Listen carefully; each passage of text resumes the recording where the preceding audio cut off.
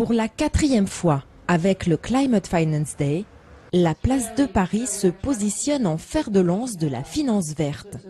Une finance qui se veut orientée vers le long terme, connectée à l'économie réelle et consciente de ses impacts environnementaux et sociaux. Comme à chaque édition, ce forum est l'occasion de faire le bilan de la finance verte au niveau mondial, un bilan encourageant qui montre une augmentation des investissements verts et surtout une volonté de coopérer du monde économique et financier face à l'urgence du climat. Comme on le voit avec toutes les initiatives qui sont prises par les banques, les compagnies d'assurance qui allouent de plus en plus d'actifs et d'argent aux nouvelles technologies, à la transition énergétique, c'est pas seulement une question, je dirais, de responsabilité, ça devient aussi une question économique.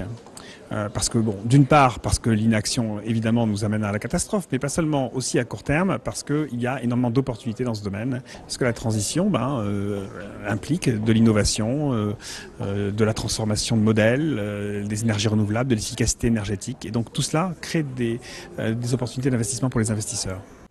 Dans le sillage du symbole fort de la COP21 et dans un contexte où la place financière britannique est affaiblie par le Brexit, le forum accompagne aussi l'ambition de Paris de se placer en acteur majeur de la finance de demain. Oui, Paris veut se positionner comme un leader. Mais aujourd'hui, non seulement veut se positionner, mais je pense sans arrogance particulière.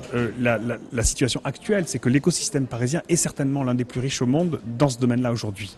Maintenant, il faut qu'on en fasse quelque chose. On a à la fois effectivement un leadership, mais du coup, ça nous crée une certaine responsabilité. De la même façon que d'un point de vue diplomatique, l'accord de Paris a créé une responsabilité pour la France dans le domaine diplomatique. C'est la même chose d'un point de vue de la finance. Et donc, on veut continuer à bien avancer dans ce domaine-là et entraîner et collaborer aussi avec les autres pays.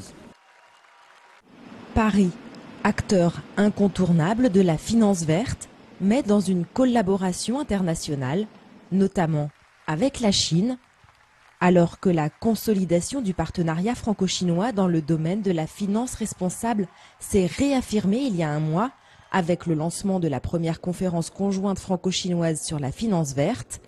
Des responsables chinois étaient présents au forum. L'un d'entre eux nous parle des investissements qui donnent à la Chine toutes les chances de concrétiser ses engagements pris lors de la COP21 en 2015.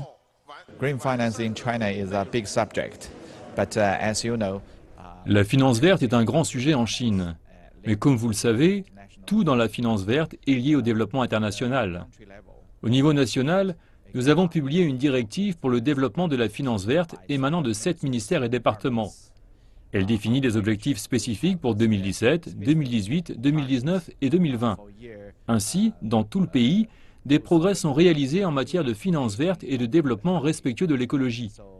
Nous mettons donc tout en œuvre pour atteindre l'objectif fixé dans notre engagement dans l'accord de Paris. Si l'investissement responsable reste balbutiant, la prise de conscience progressive de véritables opportunités de croissance verte pourrait faire bouger les lignes et placer enfin l'environnement au cœur des processus de décision. Jade Charles, CGTN, Paris.